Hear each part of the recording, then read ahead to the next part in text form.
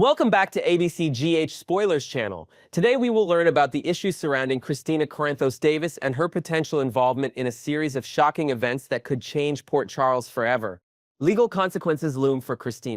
Kristina Davis faces serious legal jeopardy as mounting evidence suggests her involvement in not one but two violent crimes.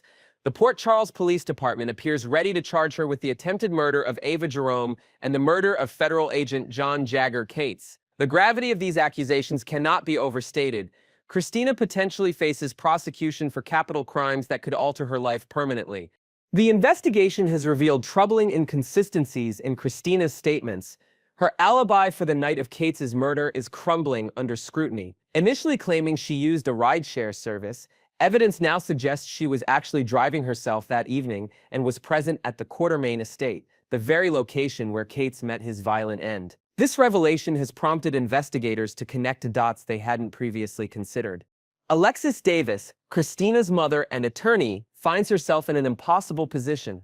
As evidence mounts against her daughter, Alexis has reportedly begun suspecting Kristina's guilt and has privately urged her to reveal the truth. Despite this maternal intervention, Kristina continues to maintain her innocence, a stance that investigators believe only further implicates her in these serious crimes. The tragic car accident. The investigation accelerated following a horrific car accident involving Ava Jerome. What makes this incident particularly disturbing is that Ava wasn't alone in the vehicle. Her daughter Avery was also present when disaster struck. Sources close to the investigation reveal that the accident wasn't random, but the result of deliberate tampering with the vehicle's braking system. Forensic evidence from the crash site points directly to sabotage. Investigators believe someone intentionally cut the brake lines on Ava's car, creating a deadly trap that endangered not only Ava, but also young Avery. By some miracle, both survived the crash, though Ava reportedly clings to life by a thread, according to hospital sources.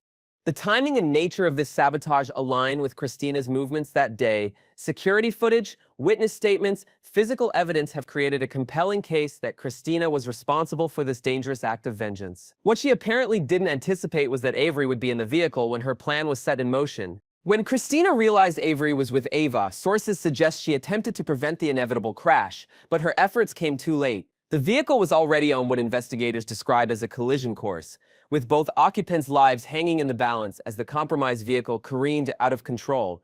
The motivation behind the madness. What could drive a young woman to such extreme actions? The answer appears to lie in unresolved grief and misplaced blame. Kristina continues to hold deep-seated resentment toward Ava Jerome regarding the tragic loss of her unborn child. Despite the incident being ruled an accident, Kristina's grief has apparently transformed into a vengeful obsession. This obsession extends beyond Ava to John Jagger Cates, whom Kristina also blamed for her loss. The investigation has uncovered a disturbing pattern suggesting Kristina systematically targeted those she held responsible for her child's death. This vendetta apparently culminated in Cates' murder and the attempt on Ava's life. Mental health experts consulted by investigators suggest Kristina's actions may stem from complicated grief that evolved into a dangerous fixation. Without proper therapeutic intervention, her emotional wounds festered into a determination to exact revenge, regardless of consequences or collateral damage.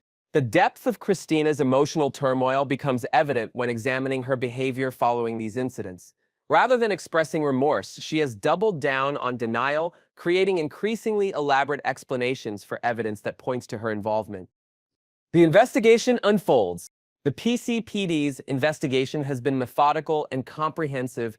Initially treating Cates' death and Ava's accident as separate incidents, detectives began noticing parallels that suggested a common perpetrator. The breakthrough came when analyzing Kristina's movements and statements surrounding both events. Forensic evidence recovered from the tampered vehicle includes trace materials that match items found in Kristina's possession. Additionally, electronic records contradict her claimed whereabouts during critical timeframes. The investigation has also revealed that Kristina possessed knowledge of automotive systems that would enable her to sabotage a vehicle's brakes effectively. As investigators pieced together the timeline, they discovered Kristina had opportunities to access Ava's vehicle without raising suspicion. Security camera footage, though incomplete, shows someone matching Kristina's description near Ava's car shortly before the accident occurred. The case against Kristina strengthened considerably when investigators re-examined the Cates murder scene with her as a potential subtext. Previously overlooked evidence suddenly made sense within this new context, creating what one detective described as an undeniable pattern of premeditated actions. Community impact and family reactions. The Port Charles community has reacted with shock to these developments. The Corinthos family, no stranger to legal troubles, finds itself once again at the center of a high-profile criminal investigation. Sonny Corinthos, Kristina's father, has remained uncharacteristically silent as the evidence against his daughter mounts. Other family members have rallied around Kristina, though their support appears tinged with uncertainty as details of the investigation become public. The Davis-Corinthos family dynamic has grown increasingly strained, with loyalties tested and relationships fractured by these serious allegations. Friends and associates of Kristina expressed disbelief that she could be capable of such actions, describing her as passionate but not violent. However, those closer to her recent emotional state paint a different picture, one of a woman consumed by grief and anger, unwilling to accept the accidental nature of her loss. The Jerome family, meanwhile, has focused on Ava's recovery while ensuring Avery receives appropriate support following the traumatic accident. The incident has reopened old wounds between the Jerome and Corinthos families, threatening the fragile peace that had developed in recent years. What happens next? As the legal process moves forward, Kristina faces an uncertain future. If convicted of the charges expected to be filed, she could spend decades behind bars. The federal nature of the Cates murder adds additional complexity to the case, potentially involving authorities beyond the PCPD. Legal experts suggest Alexis Davis may face ethical dilemmas representing her daughter if she believes Kristina is guilty. This could necessitate bringing in outside counsel, further complicating an already complex legal situation. The psychological evaluation of Kristina will likely play a significant role in any legal proceedings. Questions about her mental state at the time of these incidents could influence both prosecution strategy and potential defense approaches. For now, Port Charles watches and waits as this tragic story continues to unfold. The ripple effects of these events will undoubtedly impact numerous lives beyond those directly involved, reshaping relationships and alliances throughout the community for years to come. What remains to be seen is whether Kristina will ultimately confess to these actions or continue to maintain her innocence despite the mounting evidence. Either way, the coming weeks promise to bring more revelations and consequences as justice takes its course in this shocking case that has left Port Charles reeling. Next, we will learn about the intriguing developments in Carly Spencer's love life and the potential storm brewing on the horizon. Brace yourselves for a roller coaster of emotions, unexpected alliances, and the ever-present danger that seems to follow our beloved Port Charles residents. A new romance blossoms. In the sun-drenched streets of Port Charles, an unexpected romance has taken root, captivating the hearts of viewers and sending ripples through the tight-knit community. Carly Spencer, a woman whose romantic history reads like a thrilling novel, has found herself entangled in a passionate affair with the enigmatic Jack Brennan. Their connection, electric and undeniable, has become the talk of the town, drawing both admiration and concern from those closest to them. The chemistry between Carly and Jack is palpable, a force of nature that seems to defy logic and reason. Their stolen glances, tender touches, and heated exchanges have set screens ablaze, leaving fans breathless and yearning for more. It's a testament to the actors' skill that even a recent recast hasn't dampened the intensity of their on-screen relationship. Chris McKenna, stepping into the shoes of Jack Brennan, has brought a fresh energy to the role. His portrayal exudes a magnetic charm that's impossible to resist. While some viewers initially mourned the departure of Charles Mesher, McKenna has silenced doubters with his nuanced performance, crafting a Jack Brennan that's both familiar and excitingly new.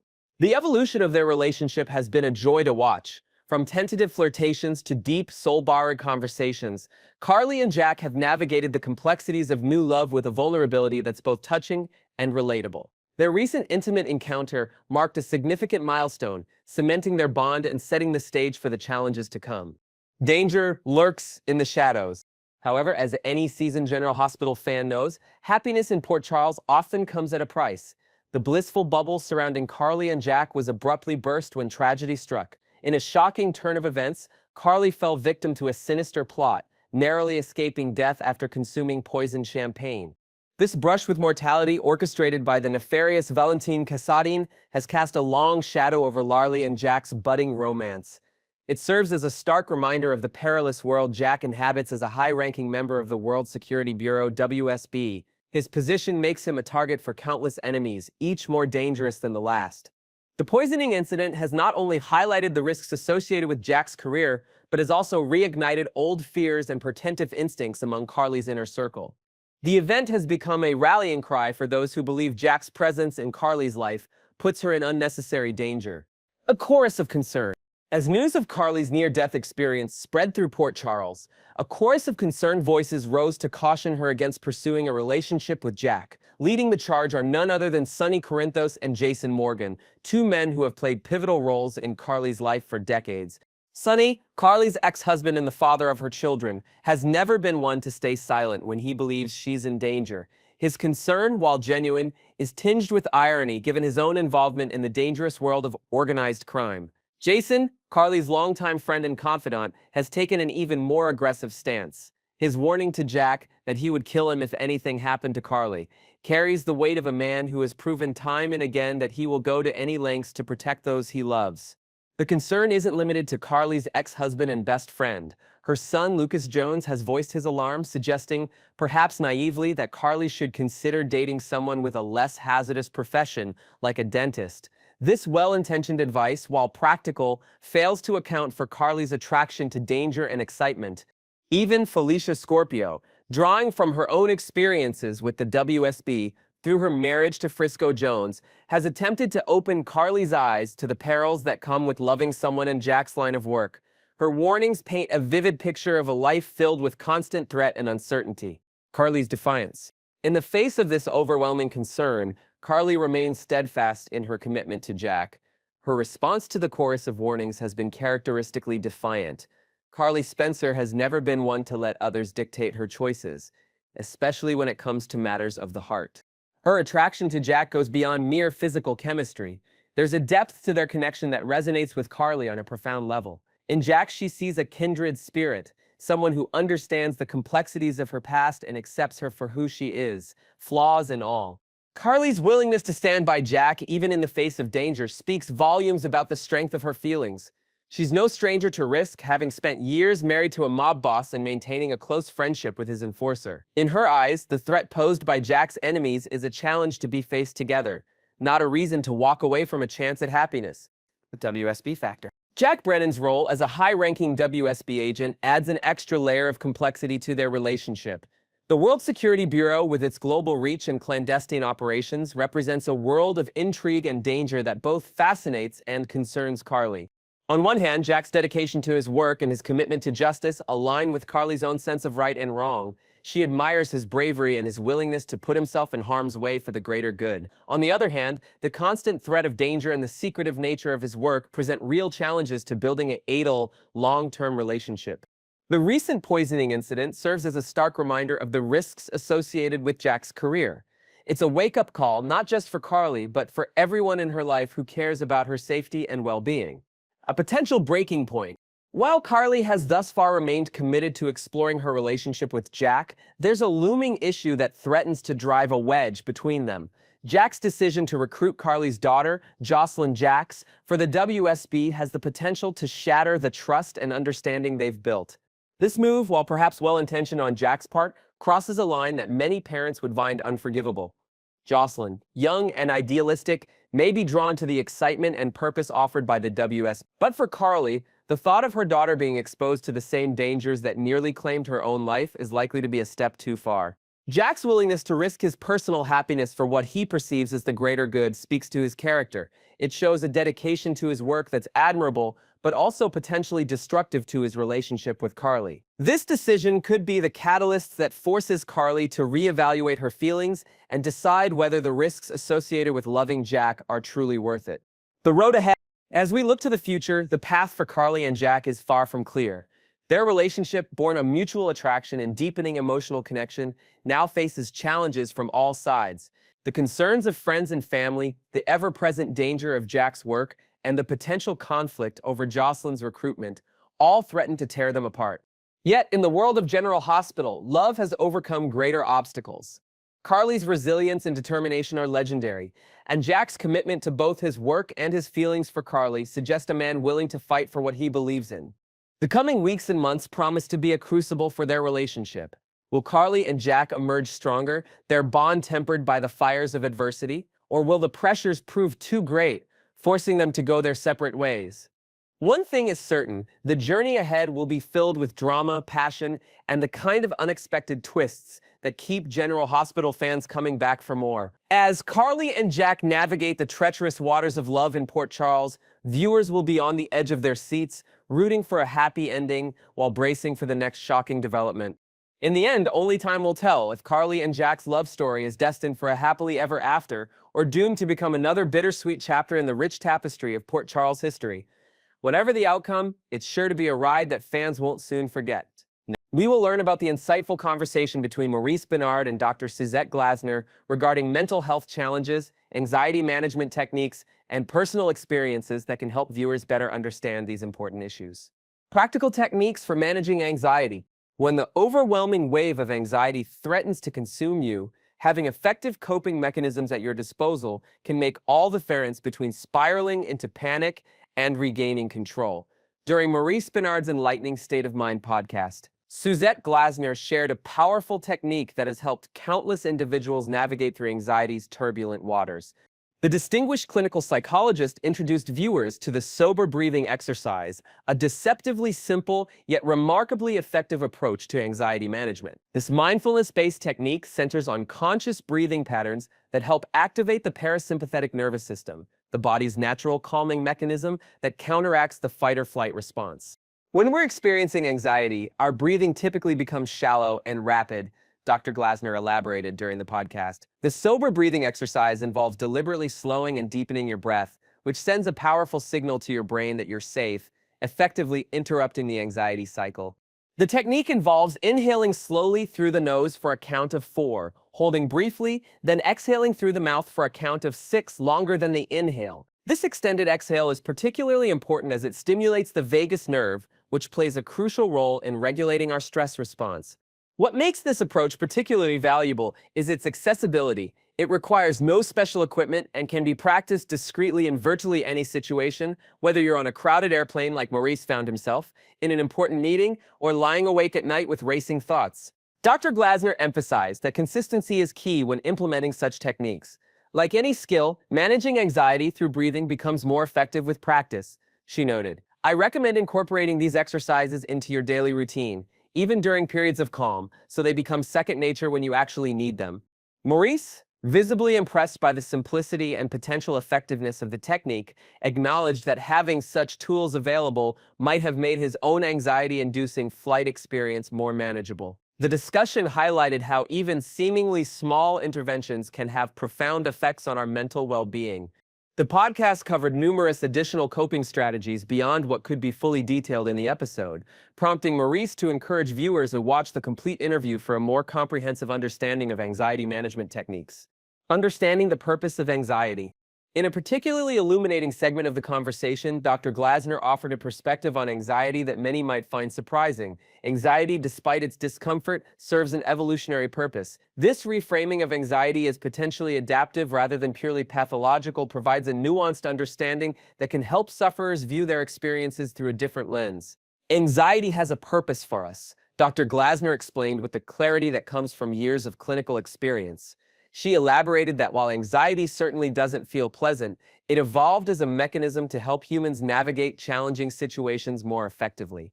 The heightened awareness, increased focus, and physiological readiness that accompany anxiety can provide an edge when facing genuine threats or performing under pressure.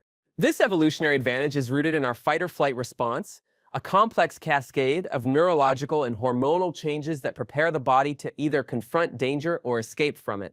When functioning optimally, this system helps ensure survival in truly threatening situations. When you encounter a genuine threat, Dr. Glasner continued, your body responds with remarkable efficiency. Your heart rate increases to pump more blood to your muscles. Your breathing quickens to supply more oxygen. Your pupils dilate to improve vision. Even your digestive system temporarily slows down to conserve energy for more pressing needs. The confrontation Maurice experienced on his flight served as a perfect example of this system in action. As Dr. Glasner noted, in that moment when you were confronted, your anxiety kicked up your heart rate and prepared you to handle a potentially threatening situation. However, the conversation took a deeper turn as they explored how this same system that evolved to protect us can sometimes misfire in the modern world. Our nervous system is exquisitely designed to respond to physical dangers, predators, natural disasters, physical attacks, Glasner pointed out, but it's not particularly good at distinguishing between physical threats and psychological ones. This explains why public speaking, social rejection, or even anticipatory anxiety about future events can trigger the same physiological response as a life-threatening situation. Your brain can signal danger when there isn't any actual physical threat, she explained. This mismatch between our ancient alarm system and modern stressors is at the heart of many anxiety disorders. Maurice nodded in recognition, clearly connecting this explanation to his own experiences with anxiety. The discussion provided viewers with a compassionate framework for understanding their own anxiety responses, not as personal failings, but as sometimes overzealous protective mechanisms, a perspective that can reduce the shame and self-criticism that often accompany anxiety symptoms. Maurice's harrowing flight experience.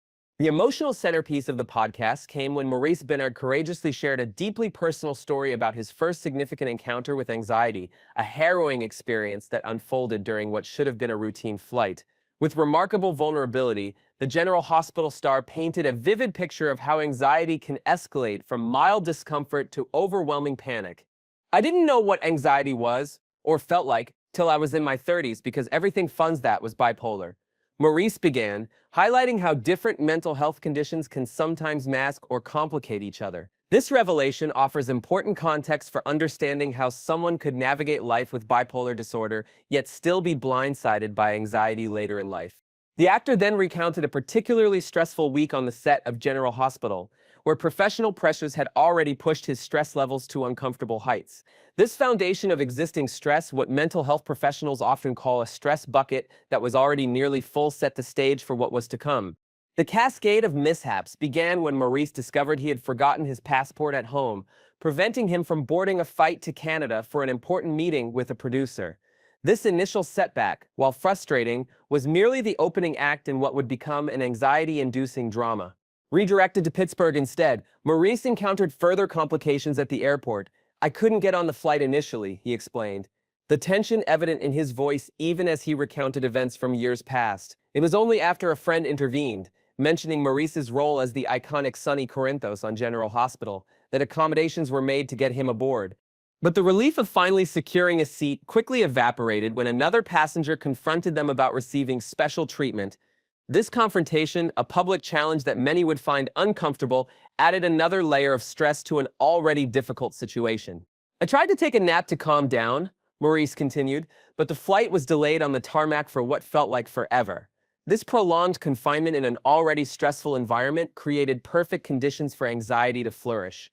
The climax of Maurice's story came with startling intensity. "Then I woke up and I felt like I needed to take all my clothes off and get off this plane, but we're in the air now, so I had to deal with that." The desperation in his description conveys the overwhelming nature of panic, the feeling of being trapped not just in a physical space, but in one's own escalating physiological response. "That's my beginning with anxiety," he concluded simply, the understatement belying the profound impact this experience clearly had on his understanding of his own mental health. What makes Maurice's willingness to share such a deeply personal story particularly valuable is how it normalizes anxiety experiences for his audience. When a beloved figure like Sonny Corinthos, a character known for his strength and control, acknowledges experiencing such vulnerability, it creates space for others to acknowledge their own struggles without shame. The science behind anxiety responses. Delving deeper into the physiological underpinnings of anxiety, Dr. Glasner provided a fascinating glimpse into the complex neurobiological mechanisms that drive our anxiety responses. Her explanation transformed abstract feelings into concrete biological processes, offering Maurice and his audience a framework for understanding their experiences. "Your nervous system is designed to do very specific things in the face of danger," Dr. Glasner explained, her academic expertise evident in her precise yet accessible language. She detailed how the autonomic nervous system, which operates largely outside our conscious control, governs our responses to perceived threats. The system, she elaborated, can be triggered any time you perceive in your mind that there's a threat or a danger. The key word here is perceive. Our bodies respond not necessarily to actual danger, but to our perception of danger, which explains why anxiety can feel so real even in objectively safe situations. Dr. Glasner introduced the concept of misfires in the brain's threat detection system, instances where the alarm bells ring loudly despite no actual danger being present. It's like having an overly sensitive smoke detector, she analogized. It's doing exactly what it's designed to do, but sometimes it goes off when you're just cooking dinner, not when the house is actually on fire. These false alarms can be particularly confusing and distressing because all the physical sensations, racing heart, shallow breathing, sweating, trembling, are identical to what we would experience in genuine danger. Your body doesn't know the difference between a real tiger and an imagined one, she noted. The conversation explored how these anxiety responses can become conditioned over time, creating associations between certain situations, like flying, in Maurice's case, and the anxiety response. Each time you experience anxiety in a particular context, the connection between that context and the anxiety response strengthens, Dr. Glasner explained. This is why people can develop specific phobias or situational anxieties. Particularly relevant to Maurice's experience was Dr. Glasner's explanation of how physical confinement, like being trapped on an airplane, can amplify anxiety. When we feel physically unable to escape, our anxiety response can intensify dramatically, she noted. This is why elevators, MRI machines, and airplanes are common triggers for panic attacks. The discussion also touched on how certain physical sensations can create feedback loops that escalate anxiety. For instance, the shallow breathing that naturally occurs during anxiety reduces carbon dioxide exhalation, which can cause dizziness and tingling sensations. These physical symptoms can then be misinterpreted as signs of a more serious problem, like a heart attack, further intensifying the anxiety in a vicious cycle. This scientific context provided valuable perspective on Maurice's flight experience, helping to demystify what had clearly been a frightening and confusing episode. By understanding the biology behind anxiety, sufferers can begin to separate the physical sensations from catastrophic interpretations, an important step in managing anxiety effectively. Maurice's dedication to mental health awareness. The podcast episode stands as a testament to Maurice Benard's extraordinary commitment to mental health advocacy, a mission that extends far beyond his professional acting career. His State of Mind podcast has evolved into a powerful platform where celebrities, mental health professionals, and everyday people can engage in honest conversations about psychological challenges. Maurice opened the podcast with characteristic humility, acknowledging the value of expert perspectives. I have a lot of guests on my podcast. However, I don't get in the experts as often as I'd like to. This statement reflects his understanding that while personal stories are powerful, they gain additional value when complemented by professional insights. His introduction of Dr. Glasner highlighted not just her credentials, but their ongoing professional relationship. She's been here before and she's back again because she just knows her stuff. This continuity suggests Maurice's commitment to building sustained conversations around mental health, rather than treating it as a one-time topic. What makes Maurice's advocacy particularly effective is his willingness to use his own experiences as a starting point for broader discussions. By sharing his personal struggles with both bipolar disorder and anxiety, he removes the barrier between expert and patient, creating a more collaborative approach to mental health education. The General Hospital star's openness about his mental health journey stands in stark contrast to Hollywood's historical tendency to conceal such challenges. For decades, celebrities were advised to hide any mental health struggles for fear of damaging their careers or public image. Maurice's candor represents a new paradigm, one where vulnerability is recognized as strength rather than weakness.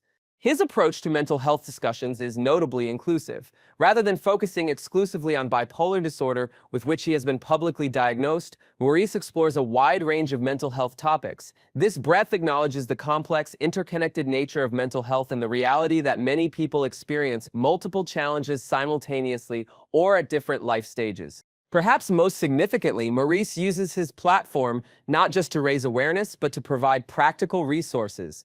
By bringing on experts like Dr. Glasner and encouraging them to share specific techniques and strategies, he ensures that his audience walks away with tools they can implement in their own lives. The actor's dedication to this cause reflects a deep understanding that his influence extends beyond entertainment. As Sonny Corinthos, he enters millions of homes several times a week. By openly discussing mental health, he helps normalize these conversations in living rooms across America, potentially encouraging viewers to seek help or support loved ones in their own mental health journeys. The importance of expert perspectives. The presence of Dr. Suzette Glasner on Maurice's podcast underscores the critical importance of incorporating expert voices in public conversations about mental health. In an era where misinformation can spread rapidly through social media and celebrity endorsements, Maurice's decision to feature a highly qualified clinical psychologist demonstrates a commitment to responsible mental health advocacy. Dr. Glasner brings impressive credentials to the conversation. As Maurice noted, she is a clinical psychologist with a long list of achievements on her resume. This background ensures that viewers receive information that is grounded in scientific research and clinical experience rather than anecdotal evidence or popular psychology. The value of expert perspectives becomes particularly evident when discussing complex topics like the neurobiological basis of anxiety or evidence-based treatment approaches. While personal stories provide emotional resonance and relatability, expert insights offer the framework needed to understand these experiences in a broader context. Maurice acknowledged this complementary relationship between personal narrative and professional expertise when he stated that Dr. Glasner was there to answer questions that might help others learn a bit more. This framing positions the podcast not just as entertainment but as an educational resource, a place where viewers can gain knowledge that might improve their own mental health or help them support others. The return appearance of Dr. Glasner suggests an ongoing professional relationship that allows for deeper exploration of topics over time. Rather than treating mental health as a subject that can be adequately covered in a single conversation, this approach acknowledges the complexity of psychological well-being and the value of revisiting topics with increasing depth. By featuring mental health professionals alongside celebrity guests, Maurice creates a bridge between the entertainment world and the clinical realm. This integration helps demystify therapy and psychological concepts, potentially reducing stigma around seeking professional help. The respectful dynamic between Maurice and Dr. Glasner models healthy engagement with mental health expertise. Throughout the podcast, Maurice demonstrates active listening, asks clarifying questions, and acknowledges the limits of his own understanding behaviors that viewers might emulate in their own interactions with mental health professionals. In an information landscape often dominated by sensationalism and oversimplification, Maurice's commitment to featuring qualified experts represents a refreshing prioritization of accuracy and nuance. This approach not only enhances the educational value of his podcast, but also demonstrates responsible use of his platform and influence. As the podcast concluded, Maurice encouraged viewers to watch the complete interview for additional insights that couldn't be covered in the highlights. This invitation acknowledges that mental health education is an ongoing process, one that requires sustained engagement rather than quick fixes or simplified solutions.